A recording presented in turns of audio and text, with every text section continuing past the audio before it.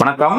Astrology சாரதி channel வியூஸ்க்கு வணக்கம். ராசி பலன் 2025 டிசம்பர் மாத ராசி பலன். ஒவ்வொரு ராசிக்கா நான் இந்த இதுல போட்டிருக்கேன். இந்த இதுல 12 ராசிக்குமே நான் போட்டிருக்கேன். கடந்த ஒரு 10-12 மாதங்களாக என்னால வீடியோ போட முடியல. சில காரணங்களால என்னால வீடியோ போட முடியல.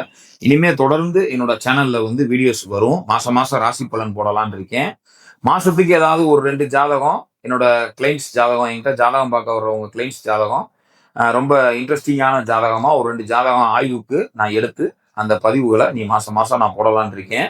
அதனால என்னுடைய சேனலுக்கு பேர ஆதரவு தரும்படி அன்போடு கேட்டுக்கொள்கிறேன். அஸ்ட்ராலஜி சாரதி சேனல் வியூவர்ஸுக்கு இனிய புத்தாண்டு நல்வாழ்த்துக்கள், ஆங்கில புத்தாண்டு நல்வாழ்த்துக்கள் அட்வான்ஸா சொல்றேன். நன்றி. விருச்சக ராசி காலபுருஷனுக்கு 8வது ராசி விருச்சக ராசி. சரிங்களா? விருச்சக ராசி பாத்தீங்கன்னா சந்திரன் அங்க நீசம் பெறுற ராசி, அதே நேரத்துல கேது உச்சம் பெறுற ராசி. அதனால பொதுவா அந்த விருச்சக ராசிக்காரவங்க ரொம்ப சாஃப்ட் கார்னரா தான் இருப்பாங்க.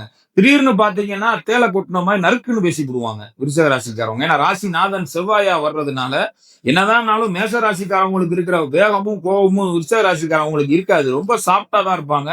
சைலண்ட் அட்டாக்னு சொல்லுவாங்க பாத்தீங்களா, அது விருச்சக ராசிக்கு கரெக்டா பொருந்தி வரும். சைலண்டா அட்டாக் பண்றவங்க, சரிங்களா, விருச்சக ராசிக்காரவங்க. அப்ப இந்த விருச்சக ராசிக்காரவங்களுக்கு இந்த மாசம் எப்படி இருக்குங்க? நல்லா இருக்குமா? நல்ல மாசம் தான்.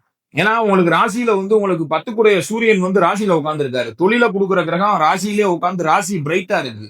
சோ ராசியில சூரியன் உட்கார்ந்துருக்காரு, ராசி நாதனும் ராசியிலே உட்கார்ந்துருக்காரு. சோ இந்த மாசம் ஆரம்பிக்கிறதே விருச்சக ராசிக்கு நல்லபடியா தான் இருக்கு.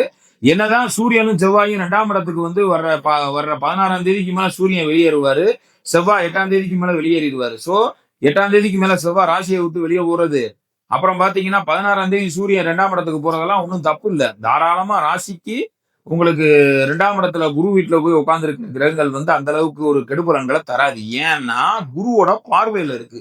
2ஆம் இடத்துல இருக்க சூரியன் 2ஆம் இடத்துல இருக்கிற செவ்வாய குரு பாப்பாரு. அப்ப விருச்சக ராசிக்கு தொழில் ரீதியா உத்தியோக ரீதியா இந்த மாசம் நல்ல பொருளாதார செழிப்பும், வேலையில நெருக்கடி, அட்டமத்து குருவா இருக்கிறதுனால வேலையில நெருக்கடி இருக்கிறவங்களுக்கு இந்த மாசம் அந்த அளவுக்கு நெருக்கடி இல்லாம ஓரளவுக்கு ஸ்மூத்தா போயிடும். சோ படிக்கிறவங்களுக்கும் சரி, இல்லத்தரசிகளுக்கும் சரி, ஒரு குடும்ப விஷயமா எல்லாமே இந்த மாசம் பாத்தீங்கன்னா ஓரளவுக்கு நல்லா இருக்கு. பொருளாதாரமும் ஓரளவுக்கு சீரா நல்லா இருக்கும் அப்படிங்கிறதுல எந்த சந்தேகமும் இல்லை. விருச்சக ராசி அற்புதமான நல்ல ஒரு ராசியா தான் இருக்கு. அஷ்டமத்து குரு ஏற்பட்டாலும் அந்த அஷ்டமத்து குரு வக்ரமா இருக்கிறதுனால கண்டிப்பா கெடுபலன்கள் அவ்வளவா விருச்சக ராசிக்கு இருக்காது. ஏன்னா கண்ட சனி கிடையாது, அஷ்டமத்து சனி கிடையாது, 7 சனி கிடையாது. ராகு கேது நல்ல இடத்துல தான் இருக்கான். கேந்திரத்துல ராகு கேது இருக்கிறதுனால தப்பு கிடையாது. 4 10ல ராகு கேது இருந்தாலுமே 10ல ஒரு பாம்பாவது பாவியாவது இருக்கணுங்கிறான். அப்ப அங்க போய் ராகு கேது இருக்கிறதுனால எந்த ஒரு தொந்தரவும் இல்லை. வேலை உத்தியோகத்துல தொந்தரவு கொடுக்கணும்னா சூரியன் கெட்டு போகணும். சூரியன் நல்லா இருக்கான், அப்போ உங்களுக்கு தொந்தரவு இருக்காது. 4 10ல ராகு கேது இருந்தாலும் சூரியன் கெட்டு போகாம நல்ல இடத்துல இருக்கிறதுனால கண்டிப்பான முறையில விருச்சிக ராசிக்காரவங்களுக்கு இந்த மாசம் ஒரு அற்புதமான மாசமா இருக்கும். நல்ல செழிப்பா நல்ல விஷயங்கள் நடக்கக்கூடிய நல்ல மாதமே. சரிங்களா? இதுல ரொம்ப முக்கியமா அந்த கடன் பிரச்சனையில இருப்பாங்க இல்லையா விருச்சிக ராசிக்காரவங்க, கடன் பிரச்சனையில இருக்கிற விருச்சிக ராசிக்காரவங்களுக்கு இந்த மாசம் கடன் பிரச்சனைக்கு ஒரு தீர்வு கிடைக்கக்கூடிய நல்ல மாசமா இருக்கும். கவலைப்பட வேண்டாம்.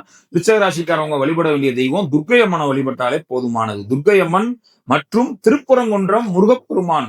திருப்பரங்குன்றம் அறுபடை வீட்டுல முதல் படை வீடு திருப்பரங்குன்றம் முருகனை கும்பிடலாம், பழமுதிர்ச்சோலை முருகனை கும்பிடலாம். சரிங்களா? துர்க்கையம்மனை கும்பிடலாம். விஷ்ணு துர்க்கைன்னு சொல்லக்கூடிய துர்க்கையம்மனை வெள்ளிக்கிழமை செவ்வாய்க்கிழமை ராகு காலத்துல தீபம் போட்டு கண்டிப்பான முறையில தாய்மார்கள் கும்பிடலாம். வேலைக்கு போறவங்க காலையில வெள்ளிக்கிழமை செவ்வாய்க்கிழமை ஒரு தீபத்தை போட்டு சாமியா கும்பிட்டு துர்க்கையம்மனை கும்பிட்டாலே அதிர்ஷ்டமான வாய்ப்புகள் உங்களை தேடி வரும்.